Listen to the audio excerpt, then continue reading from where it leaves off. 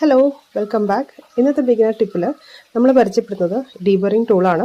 ഇത് ഇതുപോലെ റൊട്ടേറ്റ് ചെയ്യും അതിൻ്റെ എഡ്ജസ്. ഓക്കെ, ഇത് നമ്മുടെ എക്സസീവ് വന്ന റെസിൻ പ്രൊഡക്റ്റിൻ്റെ ഡിമോൾഡ് ചെയ്തതിന് ശേഷം എക്സസീവ് വന്ന ഷാർപ്പ് എഡ്ജസ് സ്മൂത്ത് ആക്കാൻ വേണ്ടിയിട്ട് യൂസ് ചെയ്യുന്നതാണ്.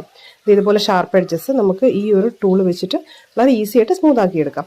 ഇത് വളരെ ഹാൻഡിയാണ്, വളരെ ലൈറ്റ് വെയിറ്റ് ആണ്.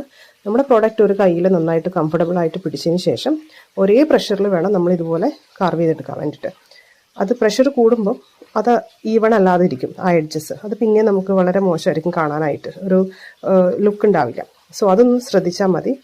ഇതുപോലെ കാർവ് ചെയ്തതിന് ശേഷം നമുക്ക് ആ എഡ്ജസ് വേണമെങ്കിൽ നമ്മുടെ ലൈനർ ഉണ്ടല്ലോ, ഗോൾഡൻ ലൈനർ, സിൽവർ കളറിലൊക്കെ ലൈനേഴ്സ് കിട്ടും.